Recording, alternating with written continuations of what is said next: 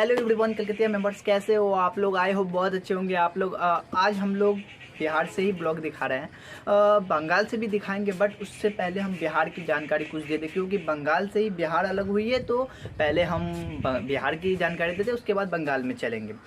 आज हम लोग दिखाने वाले हैं बिहार से जो दरभंगा से होते हुए जो नदी जाती है, छोटी बागमती नदी, उसके बारे में कुछ बताएंगे। ये नदी 597 किलोमीटर है और ये नेपाल से होते हुए नेपाल काठमांडू से निकलती है, जिसकी लंबाई 597 किलोमीटर है। जो ये आखिरकार ये कमला नदी में जाके मिलती है। ये नदी जितनी शांत लगती है उतनी शांत है नहीं। ये सिर्फ इंडिया बिहार में ही इसकी लंबाई 360 किलोमीटर है और नेपाल में कुछ भाग है इसका, जो आखिरकार ये कमला नदी में मिल जाती है जाके। आखिरकार ये नदी कमला नदी में मिलती है, जिसकी लंबाई 328 किलोमीटर है। उसके बाद वही नदी रास्ता तय करते हुए काशी नदी में मिलती है, जिसकी लंबाई 720 किलोमीटर बताई जा रही है।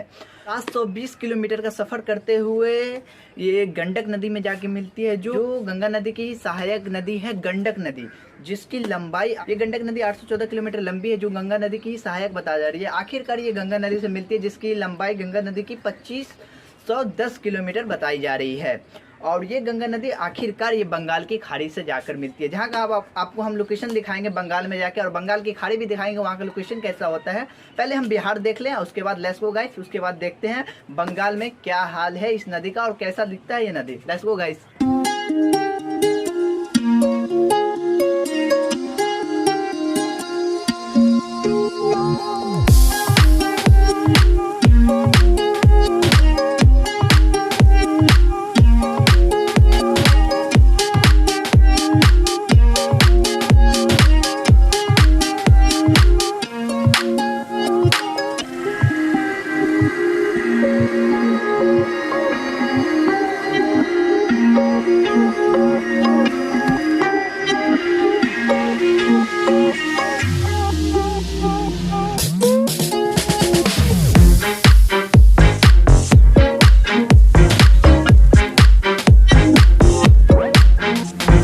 सो फाइनली गैस हम लोग पहुंच चुके हैं बागमती नदी के किनारे।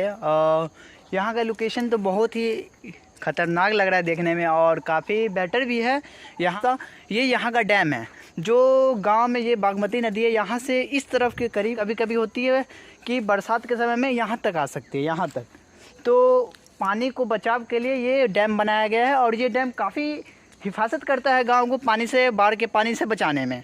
तो उस हिसाब से ये जो डैम बना है वो बहुत काम आता है गांव के लिए। और यहाँ से आप कहीं से भी कहीं जा सकते हो।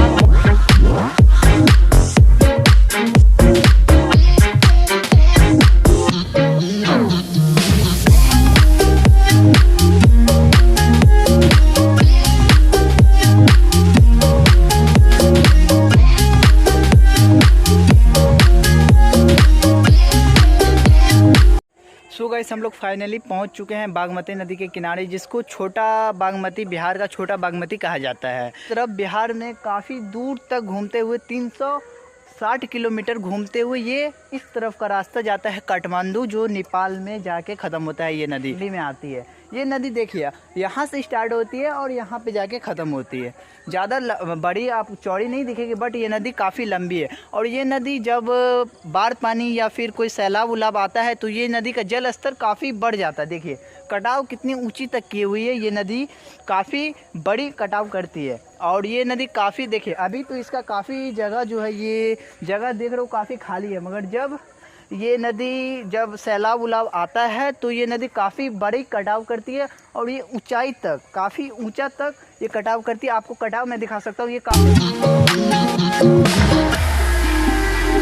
तो गाइस हम लोग पहुंच चुके हैं बिहार के छोटी बागमती नदी के किनारे, जिसकी लंबाई आपको 596 किलोमीटर, जो नेपाल से काठमांडू से निकलते हुए ये डायरेक्ट जाके गंगा नदी में मिलती है, जिसकी लंबाई 596 किलोमीटर, जो बिहार में, सिर्फ बिहार में इसकी लंबाई 360 किलोमीटर पड़ती है। ये नदी आपको देखने में ज़्यादा बड़ी नहीं लगेगी, बट है कि यहाँ पे बंदरों की संख्या काफ़ी ज़्यादा होती है और काट भी लेते हैं। कुछ बंदर ऐसे होते हैं जो अकेला इंसान देख के काट लेते हैं। फ़िलहाल तो हमारे एक मित्र, हमारे फ्रेंड एक साथ में आए हुए हैं। नदी के किनारे जो गांव बसते हैं वो कितने ख़तरनाक जगह पे बसते हैं, और ये नदी कितनी, जैसा कि वो आदमी ने बताया कि कितनी ख़तरनाक हो जाती है ये नदी, और उसका जल स्तर नीचे से 10 फीट नीचा होगा और नीचे से जल स्तर ऊपर की तरफ आती है और कितने न जाने कितने गाँव को डुबा देते हैं। ये जो आप इतने सारे पेड़ देख रहे हो, ये कुछ नहीं बचा होता जब इसका जल स्तर ऊपर आता है तो, और बहुत खतरनाक होता था। इसमें जितने भी जंगली जानवर होते हैं, बहुत सारे जंगली जानवर है, नीलगाय जैसे बोला गया, नीलगाय, बंदर जैसे एक्सेट्रा, बहुत सारे जानवर है जो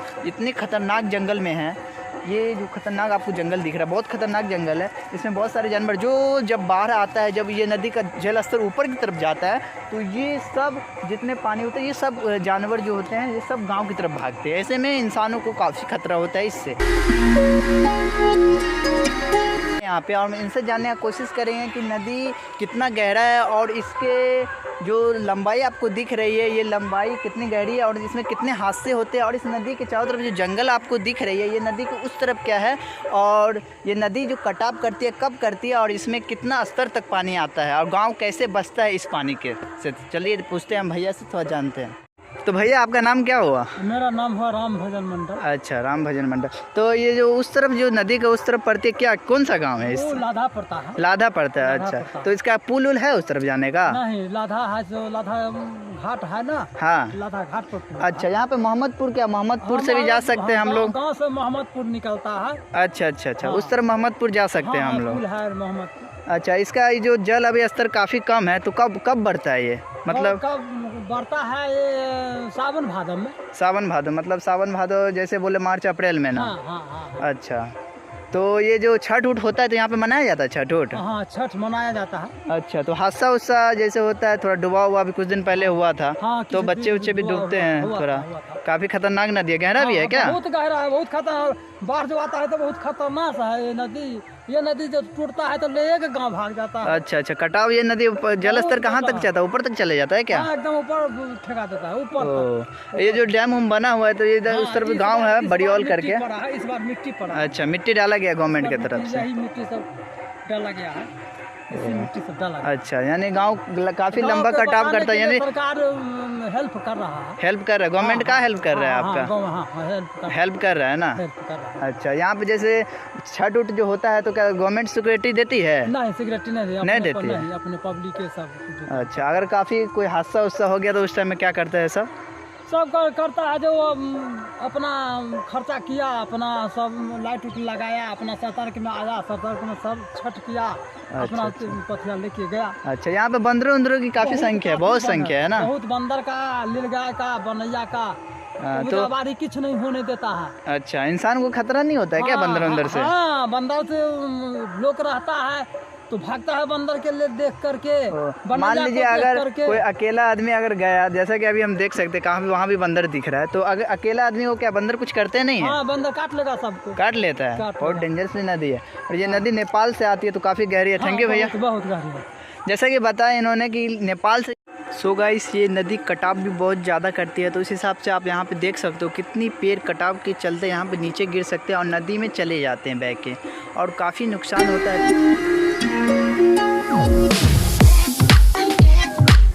तो काफ़ी अंदर की तरफ आ चुके हैं और यहाँ पे तो फ़िलहाल रास्ता ख़त्म होने का नाम नहीं ले रही है, और चारों तरफ जंगल ही जंगल दिख रहे हैं। मैं और मेरे फ्रेंड तो अभी चल चल के काफ़ी दूर आ चुके हैं, और यहाँ तो रास्ता जाते ही जा रहा है। सो उस हिसाब से हम लोग रास्ता का ये करते हुए आगे की तरफ जाएंगे, और फ़िलहाल तो दोनों तरफ जंगल ही जंगल दिख रहा है, और यहाँ पे बंदरों का ख़तरा भी बहुत ज़्यादा होता है। तो उस हिसाब से हम लोग जल्दी जल्दी रास्ते उस सफ़र को तय करेंगे, और मेरे फ्रेंड तो बोल रहे हैं कि जल्दी जल्दी शाम होने से पहले यहाँ से निकलना होगा, नहीं तो ये लोकेशन आप लोग देख रहे हो कितना ख़तरनाक है। यहाँ पे कोई गाड़ी भी नहीं आ सकता, यहाँ से आप साइकिल से या पैदल जा सकते हो। जो अभी सूरज ढलने वाला है उस हिसाब से हम लोग जल्दी कोशिश करेंगे कि गांव की तरफ पहुंच जाए, नहीं तो ये अभी जानवरों का भी ये जंगल है, तो यहाँ जानवर से भी ख़तरा हो सकता है, क्योंकि रात होते ही जानवर सब फिर जहाँ रहेंगे वहाँ से वापस लौट के यहाँ आ सकते हैं। तो उस हिसाब से हम लोग को जल्दी से जल्दी यहाँ से निकलना पड़ेगा। ये जंगल बहुत खतरनाक है, यहाँ जानवर, नीलगाय, बंदर जैसे इस लोग से खतरा हो सकता है। तो लेट्स गो गाइस, जल्दी जल्दी चलते, जल्दी से जल्दी निकलने की कोशिश करेंगे। और भाई जल्दी टानो साइकिल, हम लोग जल्दी जल्दी यहाँ से निकलने की कोशिश करेंगे, क्योंकि यहाँ पे जानवरों का बहुत ज़्यादा खतरा बताया जाता है। तो उस हिसाब से, और शाम भी हो चुकी है, तो उस हिसाब से हम लोग काफ़ी जल्दी जाने की कोशिश करेंगे गांव की तरफ। और मेरा फ्रेंड का वो हालत ख़राब है, चलो भाई तो उस हिसाब से टानो साइकिल टानो, उस हिसाब से साइकिल टान रहा है वो, और जितना जल्दी हो सकेगा वो गांव की तरफ जाएगा।